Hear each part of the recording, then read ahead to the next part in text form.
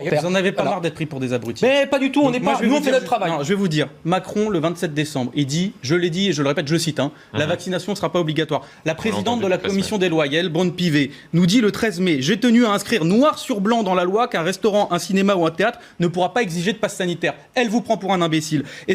On est en train de nous dire que la société, ça va être quoi? Ça va être que si vous allez dans un restaurant, vous pouvez avoir un contrôle d'identité, comme la police peut vous le faire. Si vous allez dans un théâtre, si vous allez dans un cinéma, votre identité peut être contrôlée. D'ailleurs, elle va l'être contrôlée. Si les gens ne le font pas, les gérants de ces restaurants, de ces bars, de ces cafés, de ces théâtres, eh ben, ils vont risquer 1 an d'emprisonnement ou 45 000 € d'amende. Donc, ils vont devoir le faire, mais ils savent pas le faire. Donc, ils vont devoir recruter des gens pour le faire. Parce que là, c'est déjà compliqué quand vous êtes dans un restaurant. Donc, ils vont recruter des gens. Ces gens-là, ils vont être contrôlés par la police.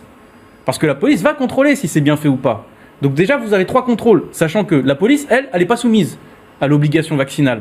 C'est-à-dire que les gens dont le corps de métier sera le plus susceptible, parce que les policiers, ils ont une vie, d'ailleurs, je ne leur en veux pas, ils ont une vie sociale. Mais ce sera eux les plus susceptibles d'avoir le virus parce qu'ils ne seront pas vaccinés. Ils vont contrôler en dernière instance tout le reste. Enfin, vous voyez bien que tout ça marche sur la tête. Ce n'est pas la société dont veulent les gens. Moi, je serais très heureux d'entendre vos propositions. Vous proposez quoi donc? On a proposé la société par roulement. D'abord, je tiens à dire qu'on a dit qu'il y aurait une seconde vague. Personne ne nous avait cru. On a dit qu'il y en aurait une troisième, une quatrième. On n'est pas. Tout le monde l'a dit, ça. Sur ça, on n'est pas. Pas le gouvernement. Moi, vous avez des sénateurs. Je vous rappelle qu'il y a un sénateur, là, Monsieur Malhuret, qui se foutait de la tronche de Jean-Luc Mélenchon en disant oui, le médecin de la Havane, Jean-Luc Mélenchon, qui nous dit qu'il y a une deuxième vague fantasmatique, etc. Pas de bol, elle est arrivée. Vos propositions, c'est quoi? On les écoute. Je vous le dis. Ça, c'est ce qui est fait. Les personnes prioritaires, ça a été fait. Les médecins. Pardon, comment ça se fait qu'on soit 15e en Europe?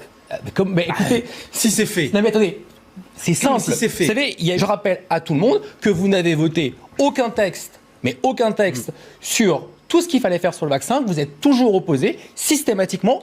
On a fait 11 propositions de loi relatif au Covid. Vous êtes au courant ou pas qu'on en a fait 11? On a fait plusieurs plans d'action pour justement comment on gère la sortie de crise, comment on gère l'éventualité d'une nouvelle vague. Vous êtes au courant que l'Assemblée nationale, le groupe France, donc c'est des propositions. Là, en ce moment, on a parlé par exemple d'équiper tout le pays en termes de purificateurs d'air, etc. Parce qu'à la rentrée, on en est sur le pass sanitaire. Comment on fait pour qu'il n'y ait pas de contamination? Les purificateurs, c'est trop facile, Je vais vous faire remarquer, monsieur, vu que vous êtes du MoDem, que votre propre groupe à l'Assemblée, à l'Assemblée, j'ai voté contre. Voilà. J'ai voté contre. A voté contre. Mais au début, l'extension du pass sanitaire. Nous l'assumons parce que c'est votre contradiction, c'est pas la mienne. Non. Nous estimions que dans la première version du pass sanitaire, il n'y avait pas assez de choses qui nous convenaient. Et d'ailleurs, vous en avez pas marre d'être pris pour des abrutis. Mais pas du tout, on n'est pas. Nous, on fait notre travail. Non, je vais vous dire, Macron, le 27 décembre, il dit, je l'ai dit et je le répète, je le cite, la vaccination ne sera pas obligatoire. La présidente de la commission des lois, Yael Braun-Pivet, nous dit le 13 mai, j'ai tenu à inscrire noir sur blanc dans la loi qu'un restaurant, un cinéma ou un théâtre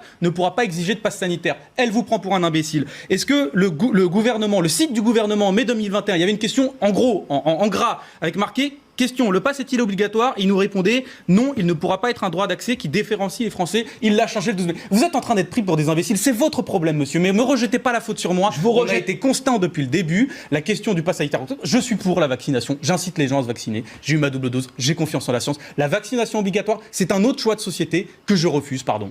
Donc, moi, je pense qu'il faut qu'il y ait un débat. Je suis pour qu'il y ait un débat qui donne lieu à une décision claire. Mais il n'y a pas eu de débat chez Macron. Je suis désolé parce que le type qui dit ça, quand même, le Conseil national d'éthique sur les 12-17 ans, c'est Delfrécy.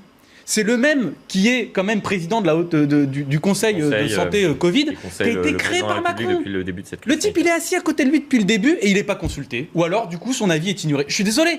Il y a un problème. Et quand vous êtes dans un régime politique où le pouvoir est tellement concentré dans des petites mains, et c'était une de nos propositions aussi, de dire que l'Assemblée doit être plus consultée, parce que là, tout est décidé par Emmanuel Macron.